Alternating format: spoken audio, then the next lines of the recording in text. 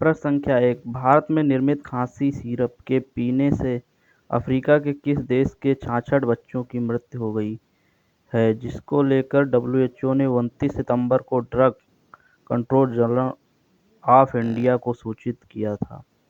तो इसके 4 ऑप्शन हैं। ए है लीबिया,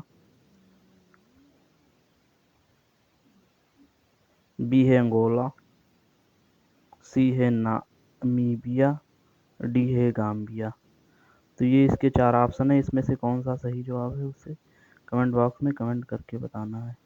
तो देखते हैं इस प्रश्न का सबसे पहले कौन जवाब देता है।